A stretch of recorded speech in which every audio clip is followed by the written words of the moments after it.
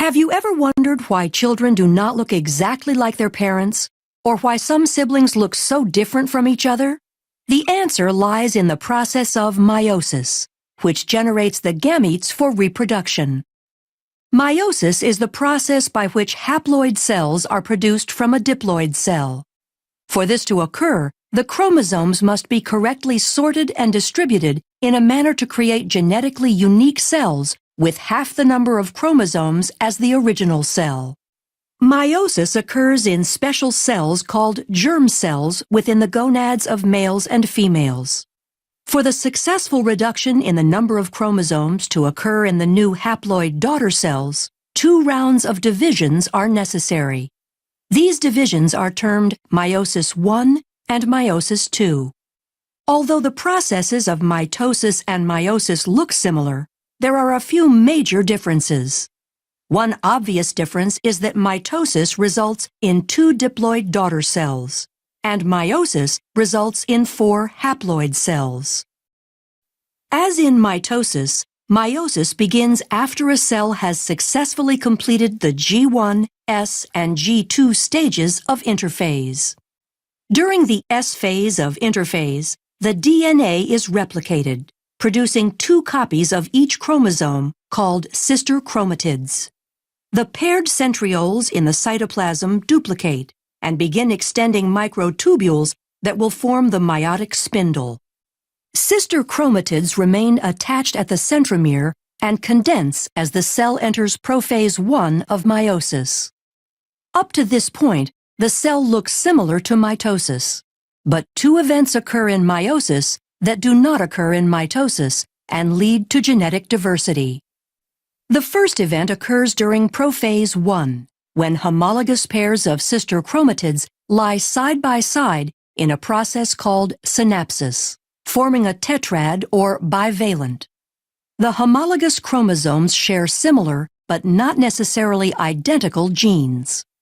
Once this structure is formed, the second event, called crossing over, can occur. During crossing over, a physical exchange between chromosome segments of non-sister chromatids occurs, increasing genetic diversity. Prophase I concludes with the fragmentation of the nuclear envelope as the duplicated centriole pairs move to opposite poles of the cell. As they move, the centrioles extend spindle fibers forming the meiotic spindle. In prometaphase I, with the paired centrioles in place, the meiotic spindle is fully formed. The sister chromatids attach to the spindle fibers by their kinetochores. Here, another key difference between mitosis and meiosis occurs. Because of synapsis and crossing over in meiosis, homologous chromosomes remain aligned, so that a pair of sister chromatids is attached to only one pole by the kinetochore microtubules. In mitosis, each sister chromatid is attached to a spindle fiber. The fibers originate from opposite poles. During metaphase I, bivalents randomly align along the metaphase plate. Due to independent assortment, this alignment is random and adds to genetic diversity. In anaphase I, the homologous chromosomes separate and move toward opposite poles. Meiosis I ends with telophase I, when the chromosomes decondense and the nuclear envelope reforms. Cytokinesis separates the cytoplasmic material, and the 2 daughter cells are separated by a cleavage furrow. Since the final product of meiosis I is 2 haploid cells, meiosis II begins without the chromosomes going through another round of DNA replication. Centrioles again duplicate and begin moving to opposite poles of each cell. In prophase II, the sister chromatids condense while the spindle starts to form as the nuclear envelope disappears. In prometaphase II, the sister chromatids attach to the spindle by kinetochore microtubules, with sister chromatids attached to opposite poles. The spindle aligns the sister chromatids along the metaphase plate during metaphase II. During anaphase II, sister chromatids separate and individual chromosomes move toward the poles. The entire process ends with telophase II, as the chromosomes decondense and the nuclear envelope reforms. Cytokinesis occurs, and cleavage furrows separate the 2 daughter cells into 4 haploid daughter cells. The haploid daughter cells will specialize into gametes, either sperm or egg.